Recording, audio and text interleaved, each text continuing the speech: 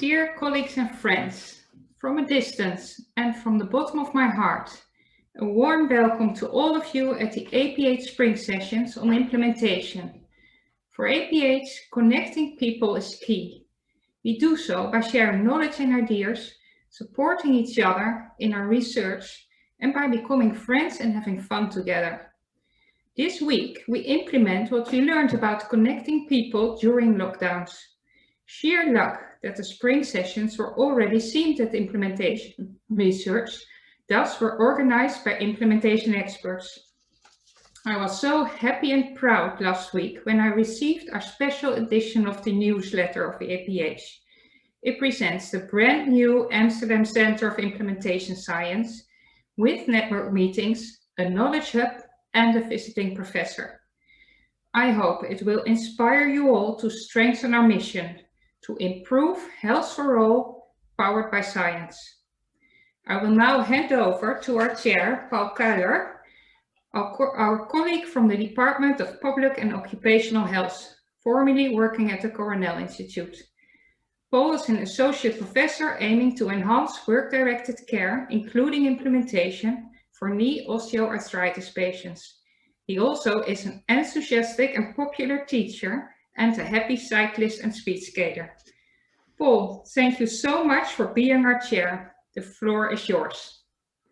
Thank you very much, Martina. And welcome to you all, 201 attendees, our Amsterdam Public and Health colleagues. The upcoming 1.5 hours, I will be your moderator. I've got two goals. First of all, secure time. And secondly, much more important, stimulate interaction between you and the presenters. Therefore, you can ask questions, and please use the Q&A underneath this screen. So please use the Q&A to ask your questions for the presenters. Please do not use the chat, and raising your hands, well, we don't see that, so that doesn't work either. So use the Q&A. Oh yeah, one important notice, this session is recorded, so behave well. And that brings me to the first presenter. I'm very glad that one of the leading experts on implementation science in Amsterdam Public Health, Femke van Nassau, will open this grand opening session. Femke, floor is yours. Well, thank you, Paul, for your kind introduction. And thanks to APH for inviting me to talk today about implementation and implementation research. And the whole week is about this topic. And as those people who know me, I'm quite excited about implementation. So I hope I can bring some of my enthusiasm for the topic of the field to you, and it might help you to engage in implementation as well. I'll be talking about why and the what of implementation science, implementation processes, and also implementation research. I will touch base on the Amsterdam Center of Implementation Science, and my presentation will be finished by an implementation song, so please stay tuned. So why do we need to think about implementation?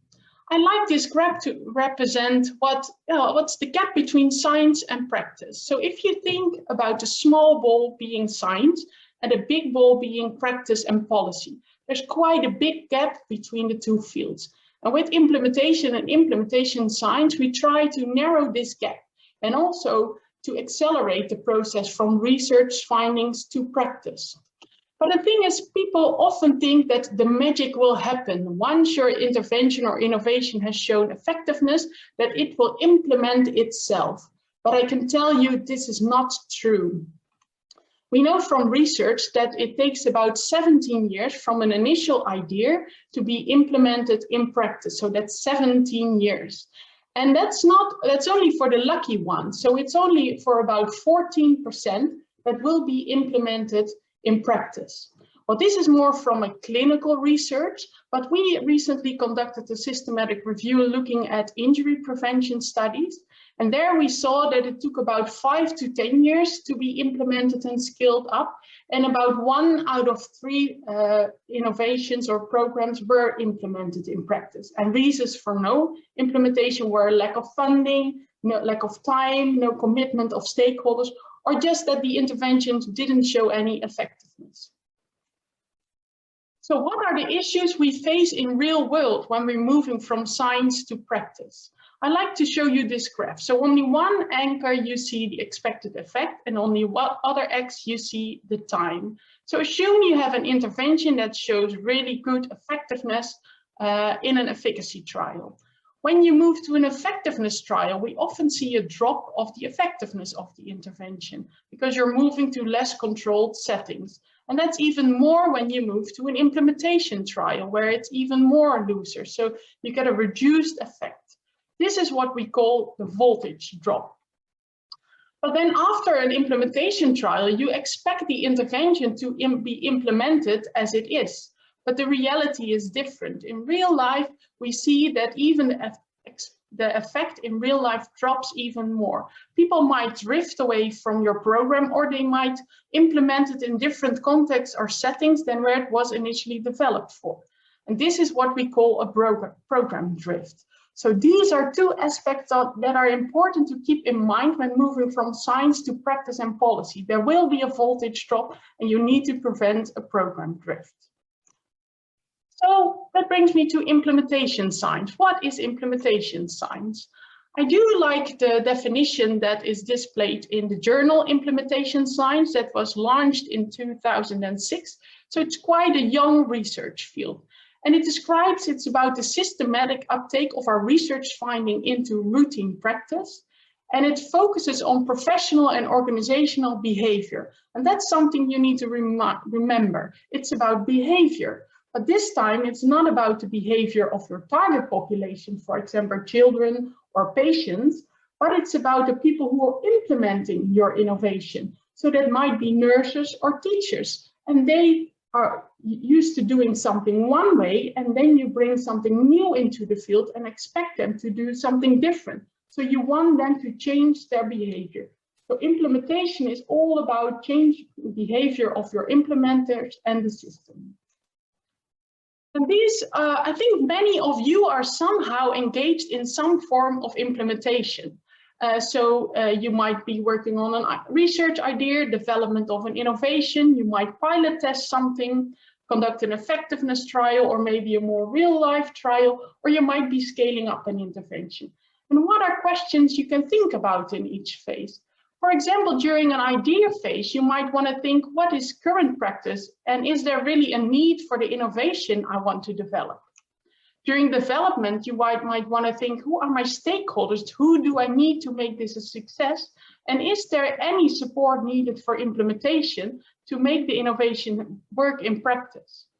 During a pilot phase, you might want to look at, does it work in practice? And do people really like the intervention, how it works? And during an effectiveness trial, you might look at, was it delivered according to plan, the way it was intended? And there might be a dose response here. So a higher level of implementation might lead to better outcomes. So that can give you information for implementation in real life. And some of our studies have shown that if you implement something well, you have better results. So that's something to keep in mind. In a real life evaluation, you might want to think about adaptations. Do we need to change something to make it work in the real life? And what is the level of adaptation that's okay? Do people want to change the ingredients, or what can they be flexible with? And you might want to think about de-implementation, because an innovation sometimes replaces current practice and you want to de-implement the current practice. And if we look at the scale up process, you need to think about who will provide support, because often it's us researchers providing support for implementation. But once the research funding ceased, well, who's going to take up that role and who will pay for an intervention? So I think many of you are already engaged in some form of implementation and implementation evaluation. So that brings me to implementation processes. But first, I would like you to think about a bike. So just think, okay, bike, think about a bike. And I'll get back to that later. Because I have a simple formula for you to see if we have impact on society. You need to have an effective innovation, multiply that by an enabling context, and multiply that again by effective implementation methods, and then you can have impact. So let's dive a little bit deeper into this formula. First, look at the effective innovation. So let's assume we know the effective ingredients of your innovation or intervention. Thinking about the bike, we all know we need 2 wheels, we need a frame, we need a steering wheel, we need 2 pedals, a saddle. So we know the working ingredients of an intervention. But if we don't have an enabling context, it might not work, your intervention. And this brings me back to your bike. So what bike did you think of? Did you think of a city bike, maybe a mountain bike, or a road bike? As you can see, there's many flavors of bikes out there.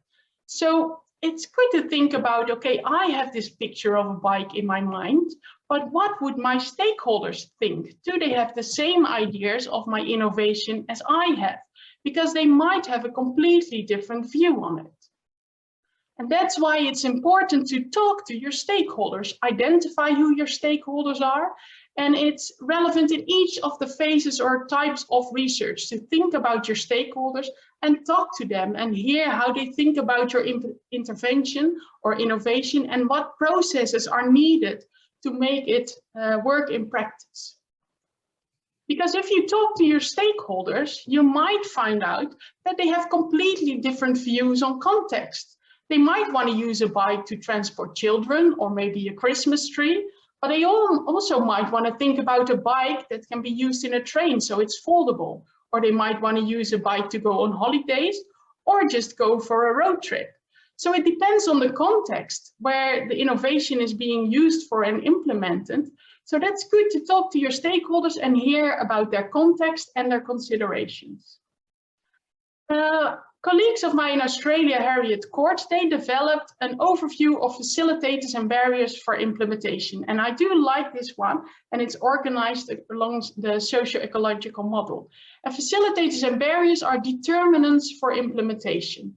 And in the center, you can see the individual level. That's our end user, often, for example, patients or children we target. The provider level is the person implementing the intervention. So this could be a clinician or maybe a teacher. They work at an organization, and that organization is embedded in a bigger system. So there's different levels here. And there's factors that can either hinder or facilitate implementation. For example, self-efficacy and skills of the implementer, or maybe the organizational support for implementation. And one big barrier we often face is funding at a bigger system level. If we think, but it's good to, so you need to talk to your stakeholders and identify what, there's someone at the door.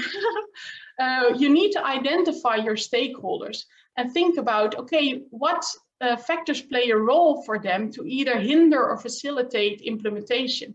And then not only think about, okay, I want to get my stakeholder hooked on, which is the adoption phase, but also think about if they use it in practice, and so that's implementation, or they want to use it on the long term, it's sustainability. So different determinants might play a role for each of those phases. So it's important to not only ask your stakeholders about, do you want to use this intervention or innovation, but also think about the implementation and sustainability and what factors could play a role at those phases. So let's assume we've tackled the context. Let's have a look at effective implementation methods. Enola Proctor and colleagues, they defined it actually as the how of implementation. So those are implementation strategies. And in literature, you sometimes also see implementation intervention. That's how they framed in literature as well. So what do we mean by this? Byron Powell and colleagues, they identified through a Delphi study different clusters of strategies that can be used to enhance implementation. For example, on the top, you see financial strategies. So you might want to provide someone with an incentive for implementation. Support or interactive assistant is something we often do during a trial. We have a PhD student who's really engaged to support implementation. We train and educate people. Of course, stakeholders are important. And there's also an evaluation box here. And this is evaluation, but that in order to provide feedback in the implementation system. So you evaluate the processes, not only for evaluation purposes, but to feed it back in the system. You might want to change the infrastructure or think about, again, adoption and tailoring to a specific context. So there's 73 strategies out there that can help you to support implementation. If we go back to the bikes, some strategies you might want to apply for people using a bike is providing them with education. You might want to monitor through Strava how people perform and if they do well or not. You might want to change the infrastructure to make it safe to go use your bike and go cycling, or might want to think about a raincoat when it's raining and people still want to go cycling, or think about an infrastructure of a cycling network through the Netherlands. And another strategy is if people use a bike, they will face a barrier. They need to store their bike somewhere. So you need to think about bike racks, for example. So do we have impact on society? If we have an effective intervention, enabling context and effective methods, do we have impact? And this is where implementation research comes in. So I want to share with you a simplified model of implementation research. So on the one hand, you see the evidence-based practice, and on the other hand, you see the outcomes, for example, measured at your end user or, for example, patient level. So, for example, health outcomes. And this is what we often measure in traditional research. We deliver the intervention and we measure outcomes at the end. But within the field of implementation research, we are also interested in assessing implementation strategies, how well they were adopted, implemented, and sustained over time. And that results in implementation outcomes. So might want to think about feasibility or fidelity or maybe the uptake. And those result in patient outcomes. So there's a big spectrum that we can look at from an implementation research perspective. And this all happens within a specific context. So you can't look at implementation without looking at the context. So that's an important factor as well to take into consideration when you're conducting implementation research. So this is actually the core of implementation science. Well, there's many, although the field is young, there's many literature out there. So there's many frameworks, determinants, but also implementation strategies and implementation measures. So I can imagine if you're new in the field and you see all this, you might be a bit overwhelmed by it. But there's a nice website that I would like to recommend to you, and this is disseminationimplementation.org, because it helps you to navigate between all the models and implementation outcomes that are out there. And if you have looked at the models and outcomes, I want to share some of the flavors of different implementation research that are out there. And you might have been engaged in some forms of this already. So one form would be, for example, thinking about looking at implementation in practice. So this is some of the more participatory action research approaches that some of us are engaged in. You might also are engaged in some descriptive implementation studies that are looking really at implementation in a specific context. For example, facilitators and barriers for implementation or implementation evaluation. You might do some more advanced implementation evaluation by applying concept and methods. For example, hybrid effectiveness implementation trials, where you both measure effectiveness and implementation outcomes, for example, through a process evaluation. And there's another level which is more obtaining generalizable implementation research.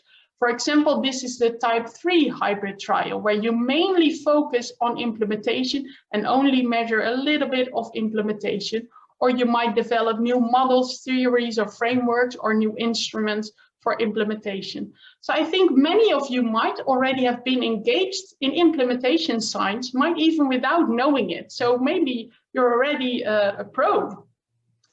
And I think this really makes it for me. I think the best evidence-based practice or innovation is only going to have so much impact as its good implementation. So I think that's why it's key to think about implementation from day one.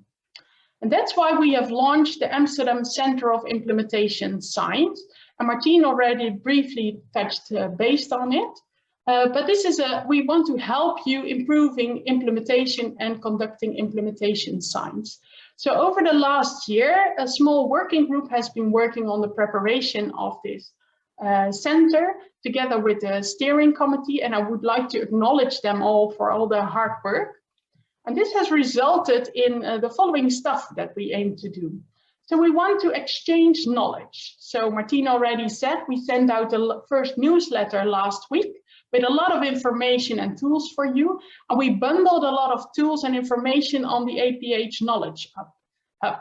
We do not aim to provide you an overview of everything, but at least to give you an idea of the first bits and pieces of implementation and implementation science. And so it's meant for novice researchers in implementation science to know what to look for and what to use. Then we want to build a community of APH researchers focusing on implementation. And our first network event is scheduled for May 12th. So we hope to welcome many of you for this event.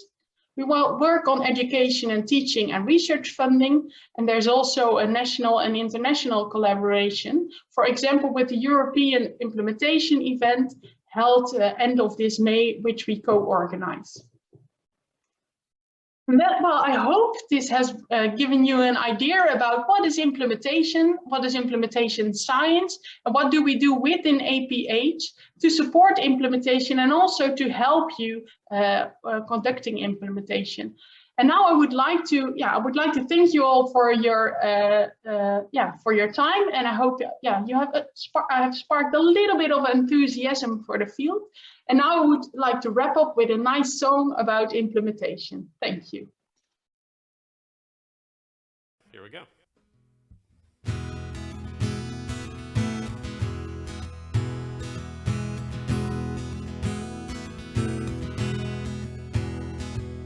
Child's path in illness blocks, cancer causes family shock, but science has a cure. The trial results look promising, with no access it's worth nothing. It's this we can't ignore.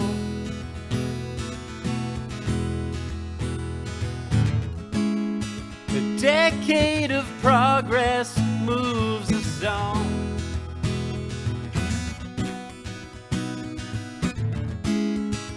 D&I science has come along,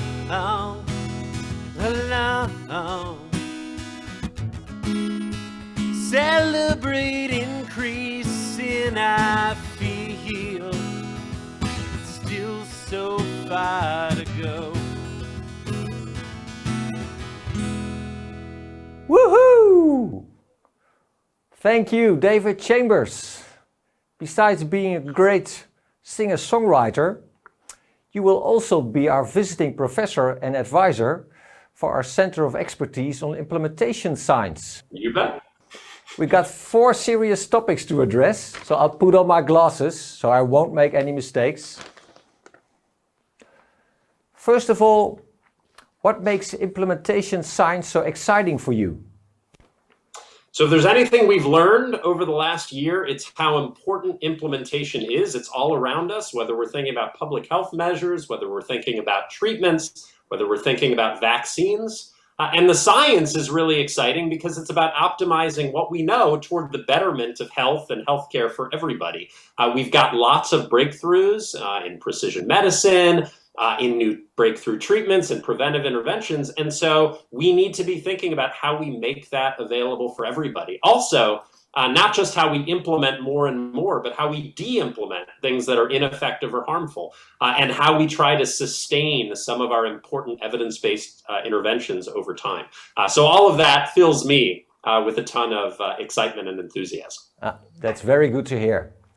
You're also a deputy director, so probably you also got a few tips how to build up our own Center of Expertise on implementation Sure. science. Yeah, so I think a lot of it is around trying to assess the capacity of your own organization to do implementation studies where you see gaps in knowledge and in skills. There's a lot of available training and expertise on hand to help you enhance knowledge among staff. I think if you figure out appropriate collaborations with health systems or community leaders so that you're understanding what are the key issues around implementation that are affecting them, and how do you drive those win-wins, things that are going to be helpful for our practice, for our health systems and our public health partners as we try and define what metrics for success are. So all those I think could be helpful. Thank you. We also gave you some homework. Did you already read about a few interesting implementation science projects we are performing at Amsterdam Public Health? Absolutely. It's been great to just start to learn about some of the wonderful activities. There's the implementation of EuroFit, a lifestyle program for football fans to lose weight, and really how that intervention gets incorporated into daily life. There's Implement All, which is an international collaboration to improve e-health implementation across multiple countries at different levels of income. And I know there's also going to be a number of presentations from early career investigators and experienced investigators alike to spotlight some of that other work. So already a lot going on, but of course there's always room for growth. I fully agree. Final question. What can you bring early career researchers and also old guys like me? So I think happy to share my experiences and expertise from over 20 years of working in this field. I'll share my intellectual curiosity to learn about what our colleagues need and how I can best support them. I'm certainly available to mentor people through specific study ideas. And of course, you get lots more original songs around implementation science. Hey, that's a great bridge. Are you willing to give it a go? Absolutely. So what you heard before and what you'll hear again came from a song that I wrote and performed for the 10th annual conference that we do, international conference around dissemination and implementation research in health. So you heard the first part, and I'll give you the last little bit to take us home. Great. 10 years marked since the first of these.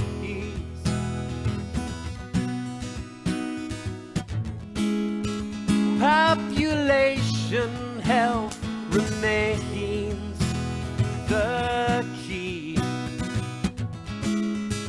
So much done and more to come. Remain on this path. Looking forward to meet you in person, both as a singer-songwriter and both as our visiting professor. Thank you again. Excellent. David. Excellent.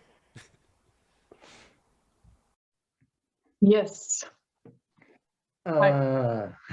Keeping cool, keeping collected, playing the video, not only being an implementation scientist, but also being our sound producer. Well done. I've got only time for one small question.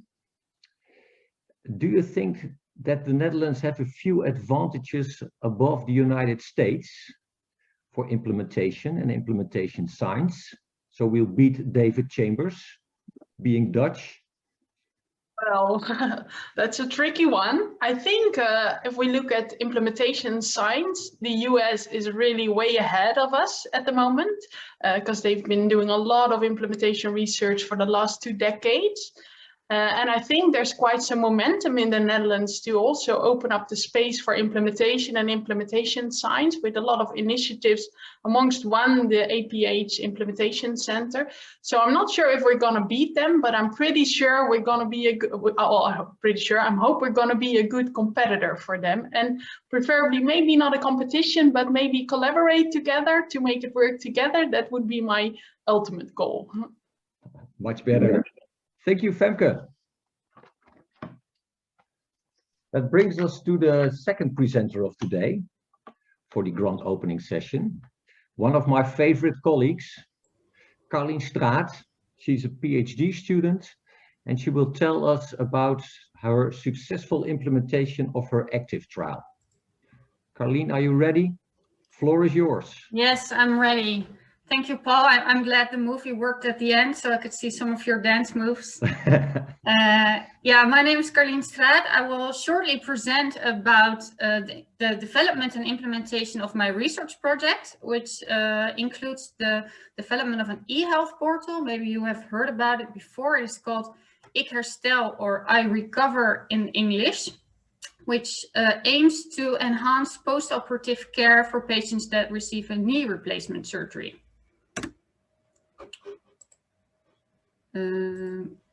Yes, a little bit of background information. The prevalence of patients that receive a knee replacement surgery is increasing rapidly, and patients expect a lot from this surgery.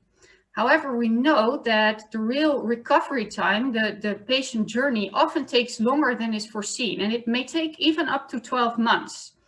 And therefore, it is very strange that currently recovery recommendations for these patients are lacking or vary considerably between different hospitals and clinics throughout the Netherlands. Patients do not know after how many days, weeks, or months they can resume their daily life activities after surgery, such as walking or cycling. Or if they have any questions, they don't know where to go to, which healthcare professional they should ask, because the healthcare professionals also provide different advice, and patients mention that they receive little guidance during their recovery period. So what we aim to do in our study is use Ik Herstel, I Recover, to provide patients with personalized recovery recommendations. The e-health portal Ik Herstel is a mobile phone application, an app that provides patients with recovery recommendations, such as when they can resume their daily life activities, but also videos, tips, information, and a weekly overview of their recovery.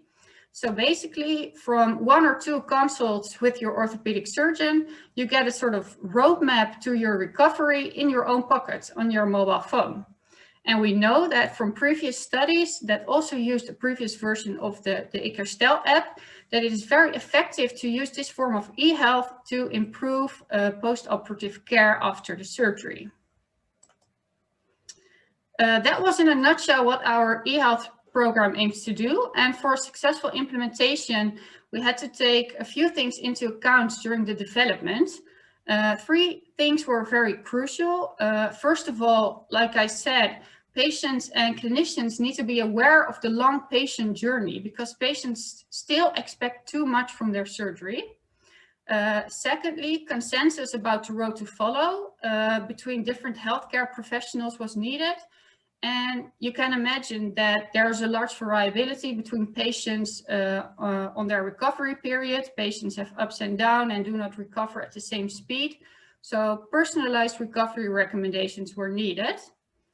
And I will give one practical example of how we incorporated these things, how we aim to fulfill these 3 things during the development of our study, which is by conducting a Delphi study with experts out of the field.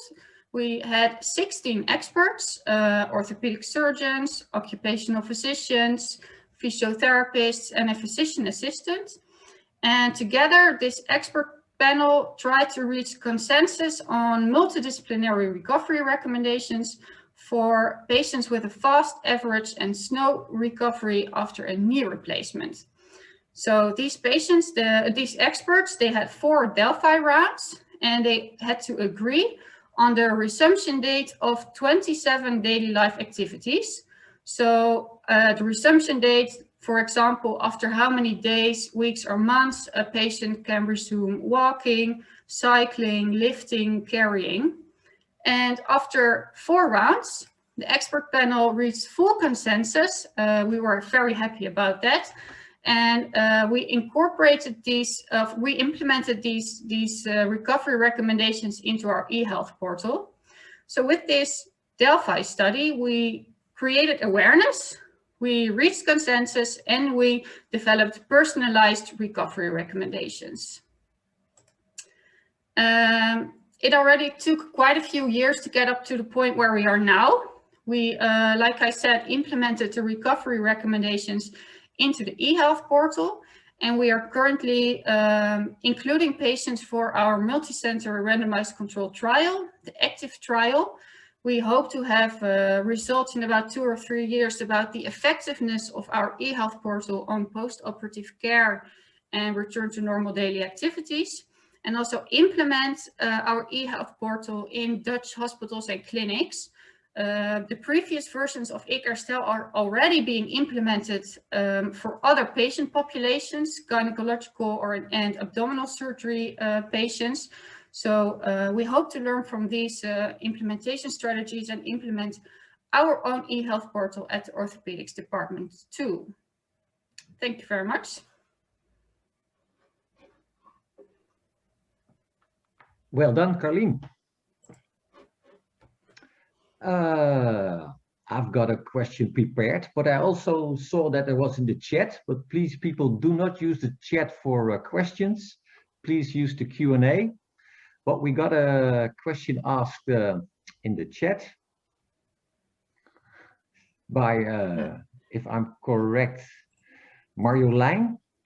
It's all about knee replacement. Is the app for other kinds of surgery as well, Carleen? Yes, do you know something about that? Good question. My study only focuses on patients that receive a knee replacement, a unicompartmental, so basically a half knee replacement and a full knee replacement. But like I said, eCareStel has already been developed for patients that receive an abdominal surgery or gynecological surgery. But there's a long development track before the eHealth portal can be implemented. You have to develop the recovery advice, but it is really our wish, I can say, to make other surgeries available in eCareStel as well. Yes. Thank you. If there are any other questions by you all sitting wherever you are, please ask them in the Q&A. I see one question, but I think that was a question for Femke.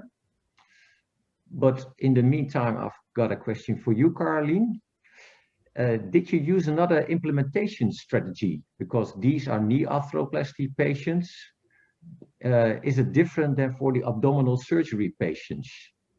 Yes, I think so. The surgery and also the recovery period are very different and not really comparable, because knee arthroplasty patients, they are struggling with pain and other complications before the surgery for a very long time. And with the previous eCareStel versions, patients were still fully active before the surgery. And in our case, that is not it's not applicable. So we have to involve many stakeholders in our implementation strategy. We're also going to do interviews to measure facilitators and barriers for the implementation. So I think it is different as compared to the other studies. Thank you. Time for another question. A question from Carla van L. Carleen, you mentioned it was personalized. How was this achieved? Yes, so we have recovery recommendations for patients that recover fast, average, and slow. And it's a good question because it was quite a challenge to make it personalized. We had to develop an algorithm, and based on this algorithm, before the surgery, patients are placed in one of the 3 groups. So they will either recover fast, average, or slow, based on their recovery expectations, because we know that recovery expectations before the surgery really influence the actual recovery time after the surgery. But, well, of course, it is possible to make a mistake, or patients recover faster or slower than what we expect. So every 4 weeks after the surgery, we also included an algorithm in the app that makes it possible for patients to switch between groups. So maybe beforehand we thought, oh, patient expects to be recovered very, very fast. We will put him in the fast recovering group, but it's not going so well. So maybe his advice need to be slowed down. So we can do that every 4 weeks after the surgery, based on how well the patient recovers. Okay, thank you. Still got time for a few questions. I'm looking in the Q&A, giving the audience a bit time. The project sounds very successful, Carleen. are you willing to share with us not only your successes, but also some pitfalls or drawbacks you have experienced last week or maybe the weeks before? Yeah, what a coincidence. It's like you have some sort of inside information. Yes, last week we had one of these pitfalls, and it also has to do with the algorithm that I just explained. I won't go into detail about all the codes, but it's an algorithm that we developed as a project group, and we really had it into our minds how it had to work. But we are not the software developers, so we hand over our algorithm to the software developers. They build it into the app, and we test it, and it seems to work. And then, however, after, well, in this case, 1.5 years, so it was quite a big pitfall, I can say, we discovered that the algorithm wasn't implemented correctly. And yeah, that was, I think that's one of the lessons learned, because you work with so many stakeholders, so many people. Communication is key, and you really have to make sure that everything, the way you think it works really is implemented well. So it's not, I hope in the end it will be very successful, but on the road there are still some things we have to take care of. And I can reassure the audience, they think, well, 1.5 years, your whole trial can go down the drain, but was one of the first intervention patients, Yes. Okay. Good that you mentioned that, yeah. And what's the lesson learned? How can we improve that in practice while working with e-health or mHealth? Yeah, I think e-health is the future. Look at these COVID-19 times. People are less able to go to the hospital and get information online on their mobile phone or websites. And before that, the lesson learned is really, communicate with all the different parties involved, include patients also in the development of your intervention, make sure that everything works. You can, test it like 100 times. Okay, I think time for a final question from Laura Schaap. Carlien, what kind of information goes into the algorithm? And does the patient decide to switch from fast to average? Or is there a health professional involved? Yes, good question. The patient does not decide it on their own, because we don't want to tell patients that they are not recovering well or something like that. In the algorithm, we take into account if the patients are able to do the activities that we think they should be able to at the time. For example, after 4 weeks, we expect patients to cycle for 10 minutes. In the app, they will say if they can do that. Every week, patients fill in a sort of small questionnaire in which they say which activities they can resume. And if it shows that patients are not able to do the activities we expect them to do, then their advice will be slowed down. And the opposite, if they can do everything that we expect them to do, they will receive faster advice. Okay. Yes. Thank you very much, Carlien. Thank you, Paul, for your talk and being so open and honest about the real life of doing research, in which unfortunately mistakes do happen. Again, thanks. That brings me to the third presenter. That's senior researcher Vincent Bush. And I also learned a new job today. He's also a knowledge broker, which I liked a lot, being a knowledge broker. He works at Safati Amsterdam. That's a municipally-led research team striving to enhance and maintain the health of young Amsterdam citizens.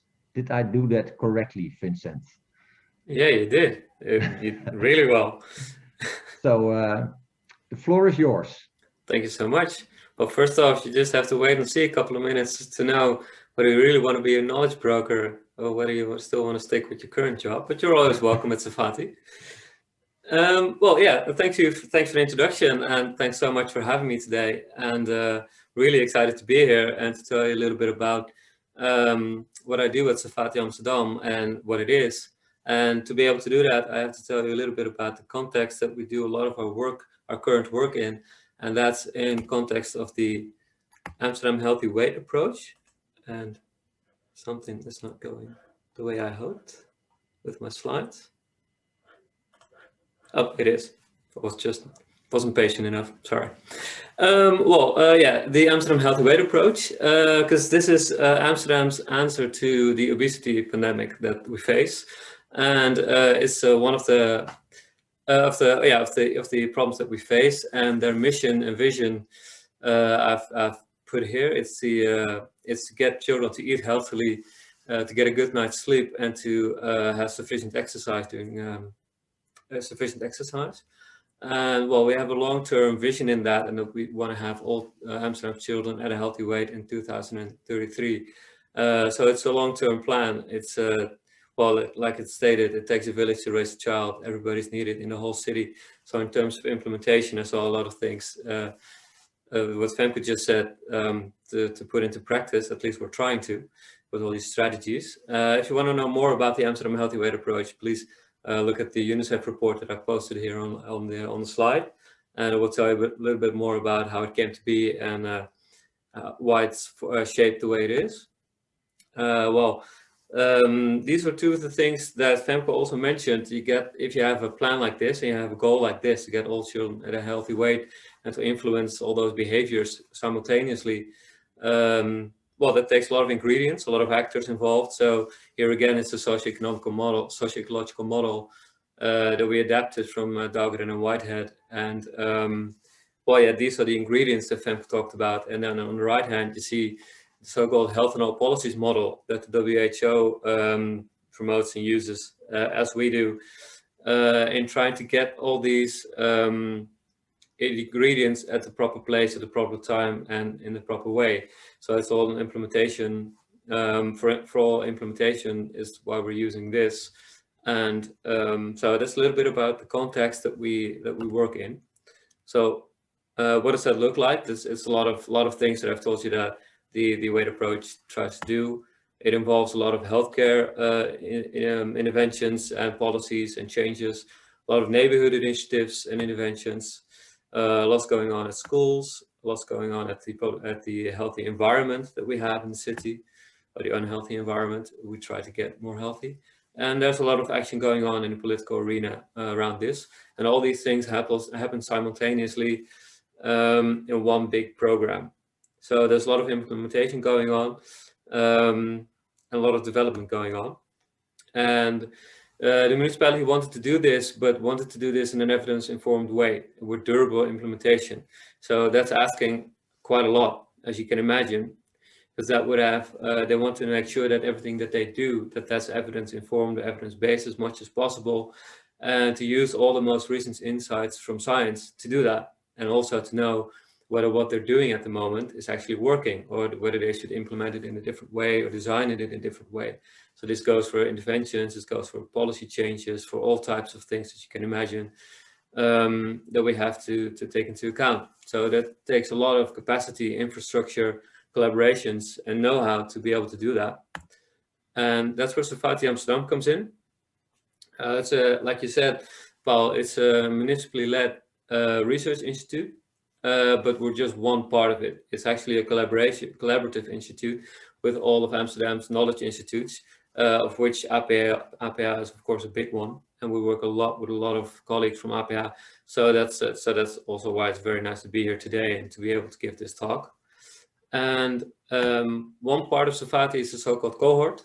That's the dynamic cohort that's actually meant to well, to know more about citizens and about their families of all the children that we try to help, and then to be able to deliver better care and to have more proper prevention interventions to reach them. One other part of Safati Amsterdam is where I spend most of my time, and that's actually where the knowledge brokering comes in. We have a team called the Research and Development Team. What we try to do there is to connect practice, research, and policy together. So we do that in three ways. One of them is, well, like you mentioned, knowledge brokering. What that means actually is that we want to have a learning system in Safati for the healthy weight approach. So that means to have science, practice, and knowledge and practice learn from each other. So One of the things that we do is we have a team of very different types of researchers, so from sociology to epidemiology to political science, who dive into all these literature backgrounds that they have, and we have all these colleagues from Safati to work with and to be able to make sure that all the necessary information gets applied in a proper way by the right people. And this connective role is sometimes called knowledge brokering. So in the literature, it's mostly referred to as that. And you can see this as that we translate certain research outcomes into practice so that it's easily available and readily to use for professionals and for policymakers. And also the other way around, if they implement certain things that we want to know, is that being done properly, and also does it have the desired effect? So we also do studies in that, and some of them we do ourselves and some of them our colleagues do.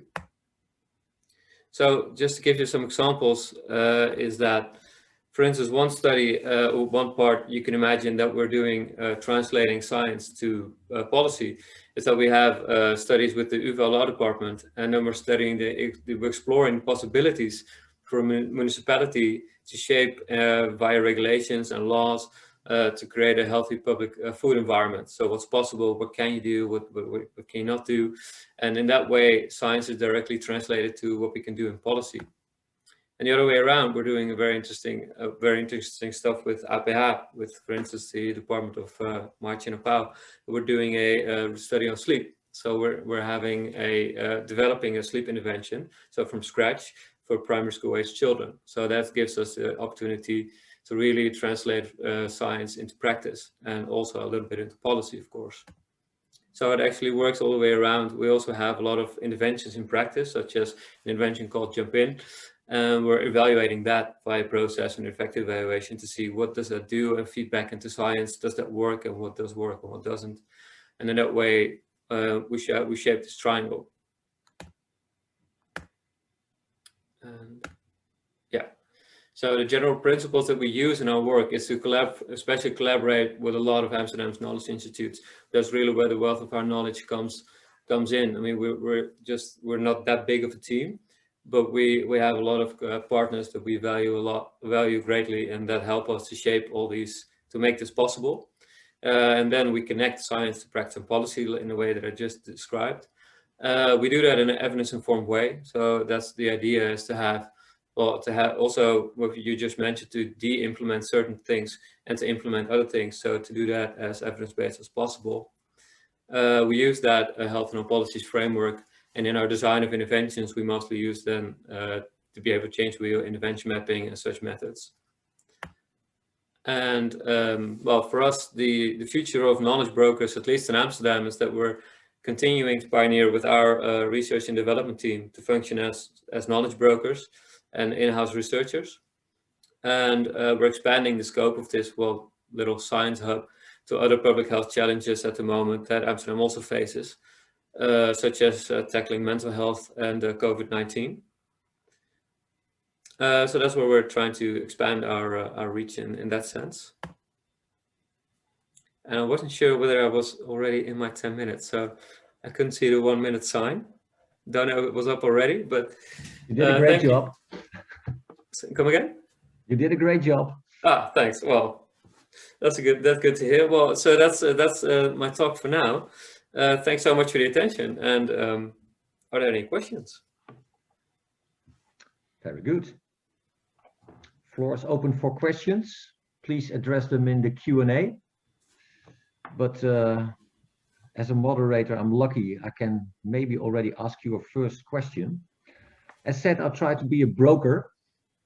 And regarding research, policy and practice, I wondered, what has more impact on the health of young Amsterdam kids?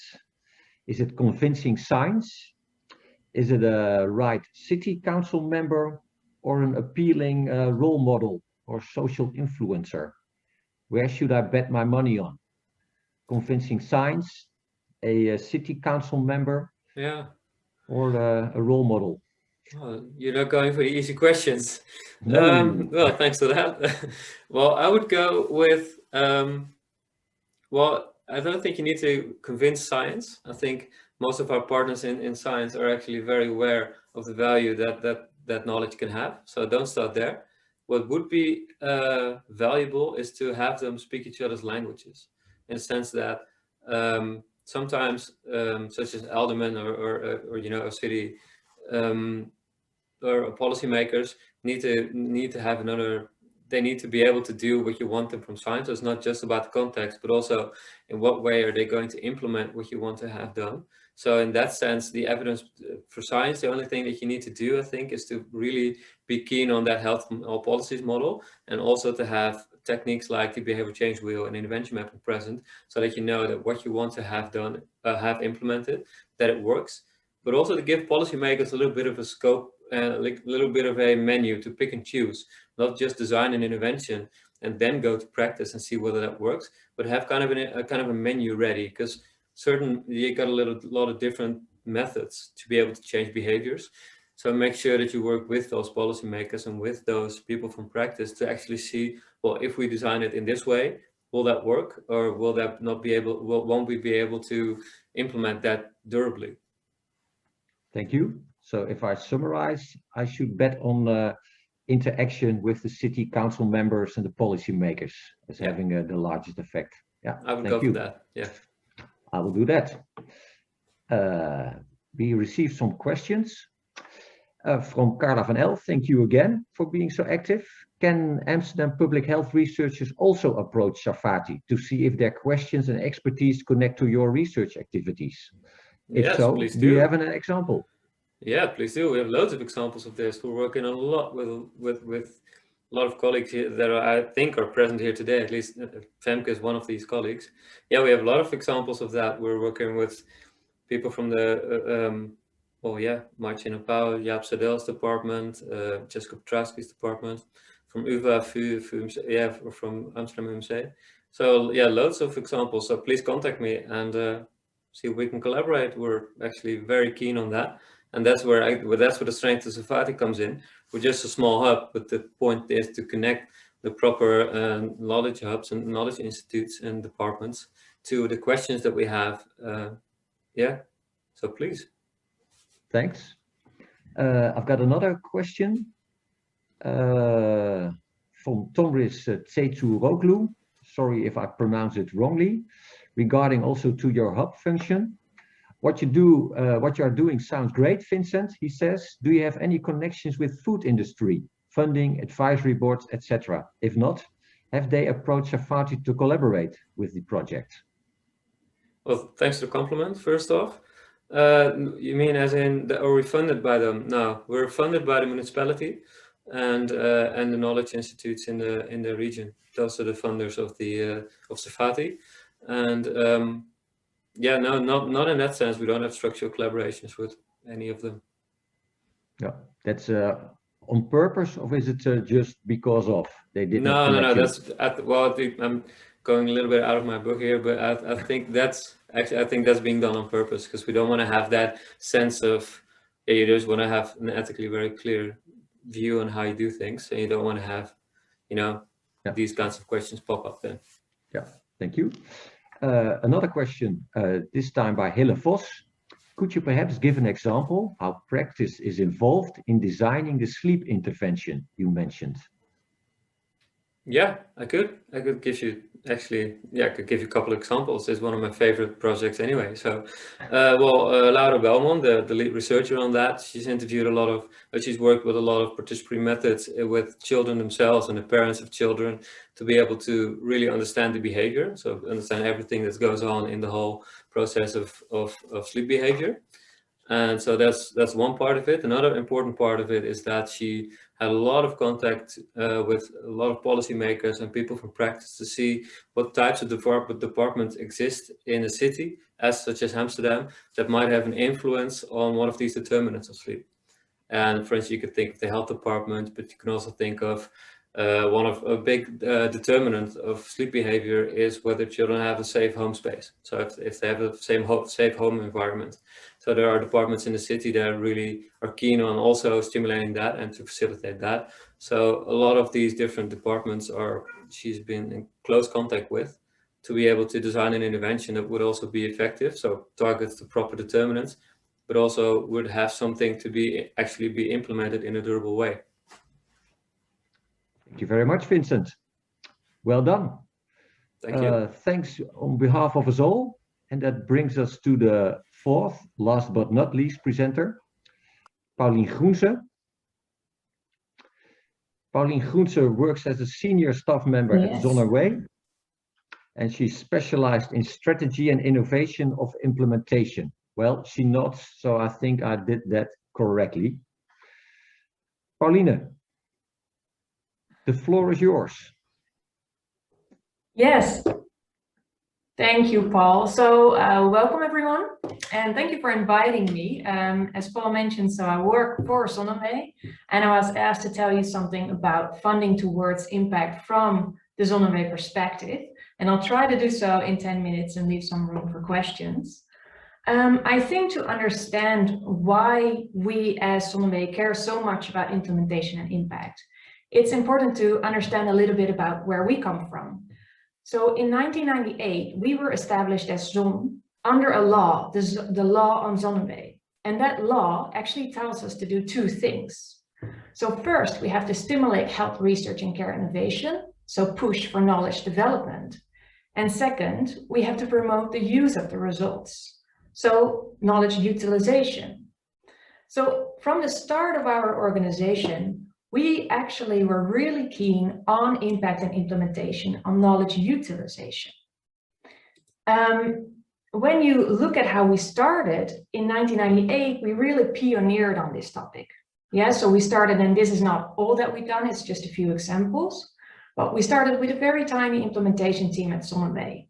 We started like exploring, well, what will happen if we put 5% of a budget of each project to D&I, dissemination implementation activities?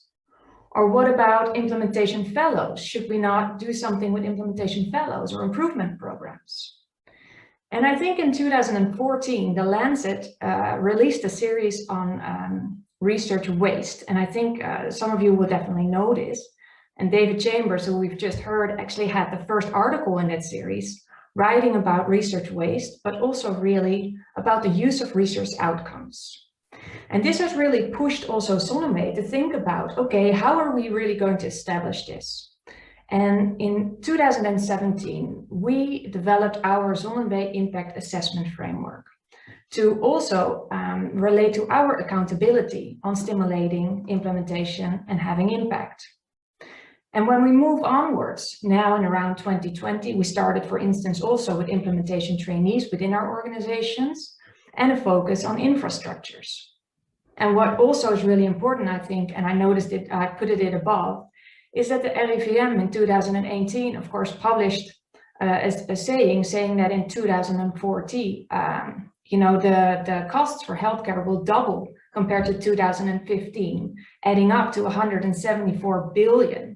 Which means we really together as a whole field, as the Netherlands, have to reconsider how we are actually going to approach these health problems and how we're going to make it last and durable. And definitely, of course, also payable. So all taken together, we have about 25 years of experience right now at Zonneway in programming and financing for impact. And so when you apply for funding at Zonneway, you will, of course, encounter what we have learned. And one of the things you will notice really now when you apply is that we work with a route to knowledge utilization. And this is actually our visualization of this route to knowledge utilization. So it's good to know that Zonneway sees impact as knowledge utilization. Yeah, because that is for us, that is impact. What you can see here is that we say that you never ever reach that impact alone. So you always work with your stakeholders and you see them on the top. So policy, education, research, and practice. What you also see, and that might actually be one of you in the dark blue there, the one with the idea, is that we walk a route together. Yeah, and there are three main things that we do in this route to knowledge utilization from Zonneway. So the first of all is that we look for quality and relevance, because only really good research can lead to evidence that is actually usable and practical. So we'll stimulate that. Secondly, and I think this is also touches a lot upon implementation, is that we focus on productive interactions. And productive interactions are intermediary factors that are set to influence impact in terms of knowledge utilization. So the 4 are collaboration with relevant stakeholders. We've talked about that, Femke's talked about it, Vincent has talked about it. We find that really important as well. We also talk about co-financing, which can be in cash or in kind. Delivery of usable knowledge products. And that is that we really stimulate you to think, okay, so who is going to use the products and what kind of products do these people use? Do they read scientific articles? Maybe not. Maybe I should deliver something else. And of course, we say, or we ask you to look for targeted dissemination and implementation strategies. Because even, of course, if you have those knowledge products, they're still not automatically, magically, as Femke said, are going to end up at the end user. And last but not least, we also focus on an impact pathway. And that is just that we ask you to describe the route. And these things we actually ask at the beginning, during the monitoring phase, and at the evaluation phase of your project. And they're also keen, they're a part of the implementation policy of Sonnenweg. So very quickly, when the implementation policy has 4 pillars. So first of all, we set specific criteria in application, midterm, and final reports. And these are related to those productive interactions. So you will be asked about these things. And maybe, and I have to, of course, be honest there as well, you have not encountered it in these terminology yet, but we are working on actually getting this into all the standard reporting. So if you haven't seen it yet, you will in the near future. And also make sure to know that the more you focus on implementation in your project, the stricter the terms are going to be, or more specific the criteria are going to be. Second of all, we fund implementation programs and projects very specifically.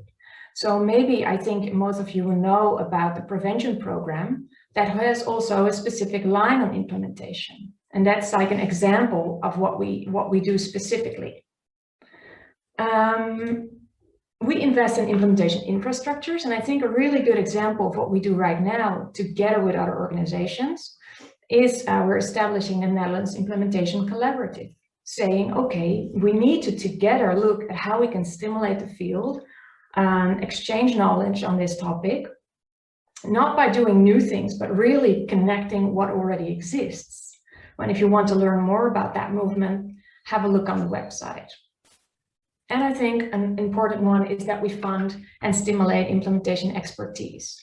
So we do that, for example, also by having implementation specialists at Sonnenweg that can actually also help project leaders with the questions they encounter when they go through their project.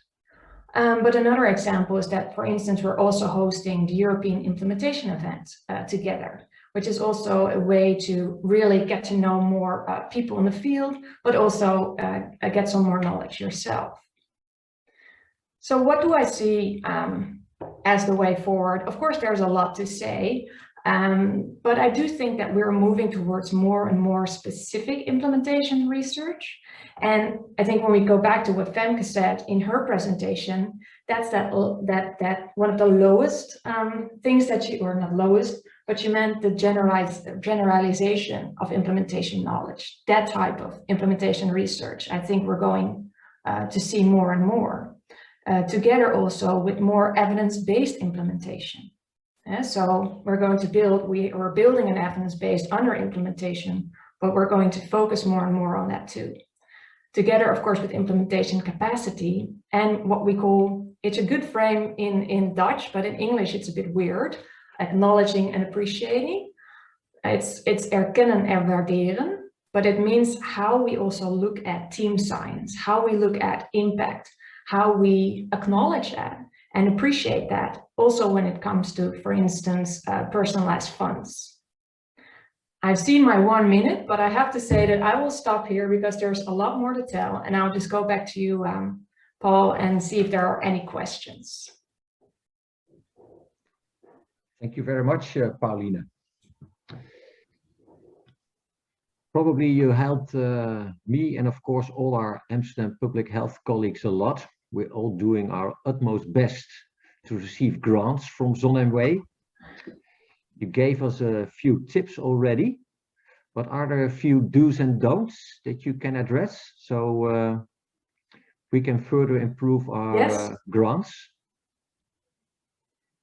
Yes, absolutely. Well, I think one of the key things that we also encounter is that there's more and more attention to implementation. So of course, we're going to look more and more into, do people really use models, theories, frameworks?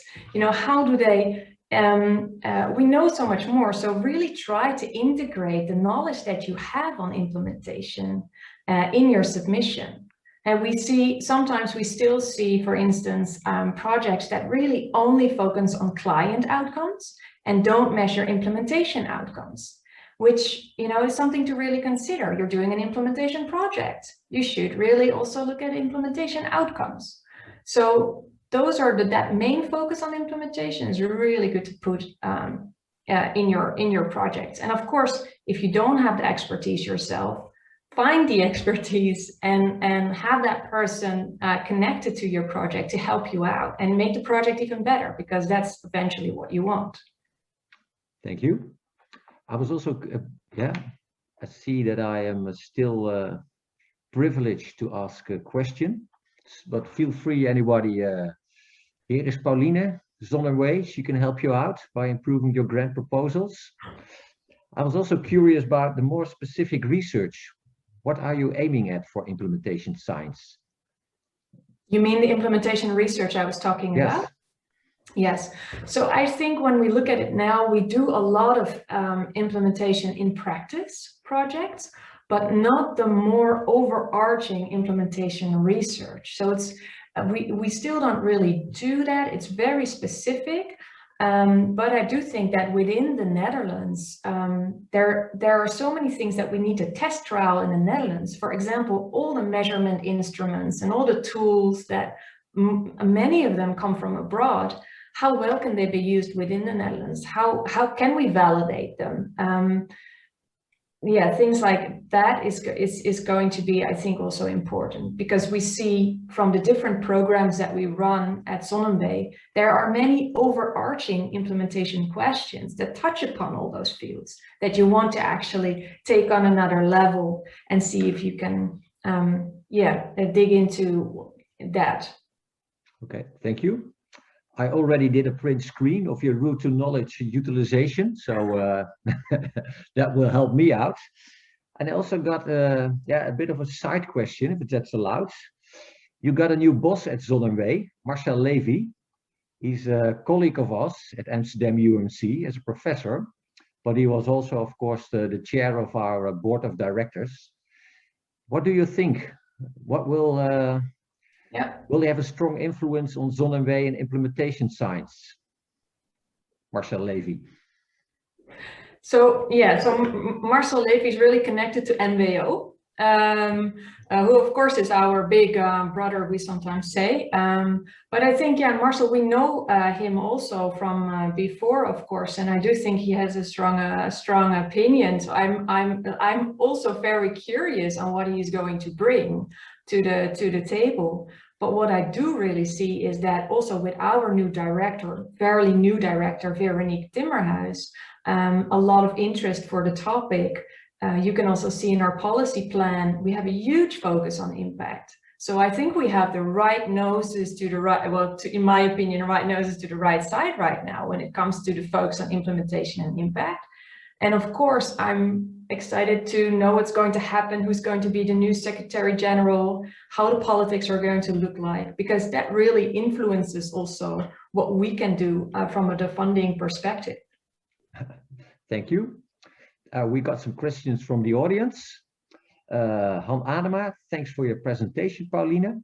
My question is about whether there will be again a program for implementation science at ZonMW. Is it yes, no, or maybe? I've got some questions more, so that's why I tried to.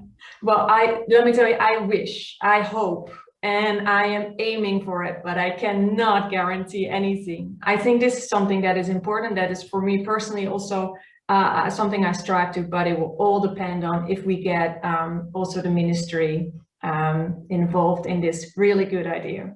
Okay, thank you. Peter Koenen says, well, Pauline, this is all under the assumption that there actually is something to implement. But a lot of the research we do is trying new methods or interventions that actually do not work. How do you think implementation works for these kinds of projects with null findings? I think it's really important to always also have projects that have no findings and relate to stuff that we should not do or should de-implement. I think what implementation is so close to quality improvement and constant quality management, that I think it's part of the conversation what you implement and what you stop doing. So it touches upon the same thing, I think. If you discover something doesn't work, you should go into de-implementing it. Okay, thank you. Again, Carla van El, being very active. Pauline, is there attention or funding for more long-term post-implementation studies, as some innovations need more time to prove themselves or be fine-tuned in practice? Would you still consider this part of implementation research? That's a really good question. I think timelines are always really important when you talk about implementation, because that 17 years that we commonly talk about, we're not going to have that time. But I think there's more and more awareness that we need longer lasting programs. So that is something that from Zonneweg we're also really trying to put on the table, and also in connection with the ministry talk about possibilities to extend the duration of projects to enable also to follow implementation processes for a longer time. So I think this is always a real challenge of what is possible, how does financing go, programming go from the, from the ministry, but it's definitely on our, on our list also. Wish list, yes. Yeah. Thank you. A final question, I think, to wrap up, from anonymous attendee.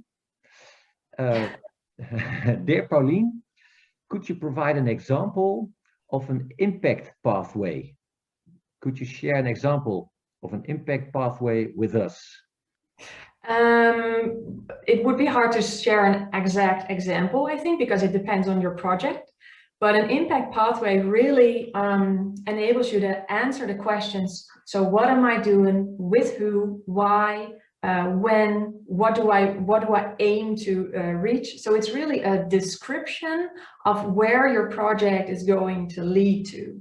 And it enables you to think and also write down how you think it's going to evolve over time. So it's really project dependent on how your impact pathway looks like, but you always answer a certain set of questions that you can see in the route to knowledge utilization. Thank you very much, Pauline. Yes. That brings us to wrap up this grand opening session. Of course, Femke, Carlien, Vincent and Pauline, thanks a lot for preparing and for giving such good talks that are helpful for us all. Thank you all attendees for sticking with us and for asking questions. That helped a lot, at least for me as a moderator. In the upcoming days, you probably choose some sessions or workshops to participate in. Enjoy those. And hopefully Friday, I will see you all again. We got 3 highlights at the closing session. First of all, do you remember this? Well, I do. I go for the best photo, for the best movie. So you can all subscribe to win a prize. Secondly, much more important, we have a pitch competition. 3 excellent researchers, Felicia Los, Janine Rutte, and Kim Zetkovsky, hopefully pronounced that right, are participating. We've got experts who judged the 3 pitches, but we all need you for the final vote. So please attend upcoming Friday. And of course, to start the weekend, we have a pub quiz with big prizes. More than 1,000 euros you can win with your team. Already 20 teams have subscribed. So be there. Again, thank you for participating, and enjoy the upcoming spring week. And we'll see each other hopefully upcoming Friday afternoon. Bye-bye.